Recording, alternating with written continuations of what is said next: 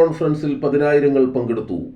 കുടുംബ ബന്ധങ്ങളിലെ ഭദ്രത കാത്തുസൂക്ഷിക്കണമെന്നും ജനങ്ങൾ സ്നേഹത്തോടും സന്തോഷത്തോടും ഒന്നിച്ചു ജീവിച്ചാൽ ആയുസ് വർദ്ധിപ്പിക്കുമെന്നത് മുഹമ്മദ് നബി സല്ലല്ലാഹു അലൈഹി വസല്ലമ തങ്ങൾ നൽകിയ പാഠമാണെന്നും കേരള മുസ്ലിം ജമാഅത്ത് സംസ്ഥാന ജനറൽ സെക്രട്ടറി സയ്യിദ് ഇബ്രാഹിമുൽ ഖലീൽ അൽ ബുഖാരി തങ്ങൾ പറഞ്ഞു.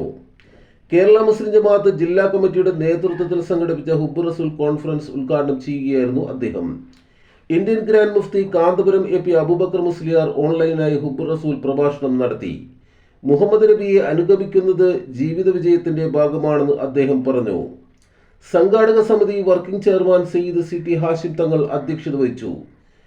വിദേശ പണ്ഡിതരായ Sheikh Ali Masood Al Kaabi, Sheikh Majidi Yahya Al Balushi, Sheikh Bilal Ameen Nadin, Aiman Hiwa Muhammad, Shakkar Ali Muhammad, Anwar Sadath MLA, Mansoor Haji Chennai, PSK Moidu Baqavi, Saifuddin Haji, AK Abdul Hameed, N Ali Abdulla, Majeed Kakkad, Sayed Alavi Chengara, conference general convener VH Ali Darimi, working convener CA Aidros Haji എന്നിവർ പ്രസംഗിച്ചു.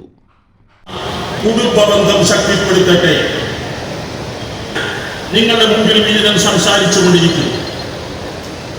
പെട്ടെന്ന് വളരെ വേദനാജനകമായ ഒരു phone വന്നാൽ, ഇതുപോലെ റബീഉൽ അവ്വൽ 27 1987 എന്റെ എല്ലാമായ വന്യനായ പിതാവ് സയ്യിദ് അഹ്മദുൽ ബുഖാരി കഴിഞ്ഞ ദിവസം വെള്ളിയാഴ്ച ബാംഗ്ലൂരിൽ നടന്ന ഈദാദ് സമ്മേളനം 26, 27 ആയിട്ടുള്ള സ്ഥലത്താണ്.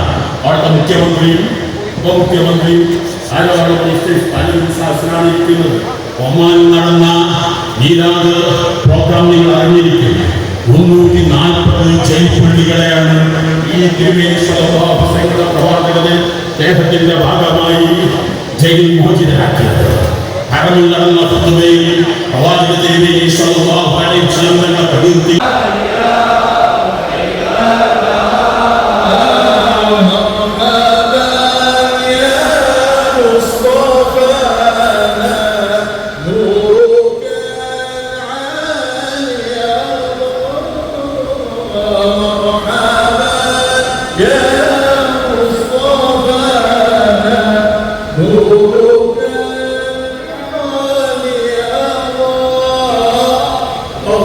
വാർത്തകൾ വിശേഷങ്ങളുമായി വീണ്ടും കാണാം. നമസ്കാരം.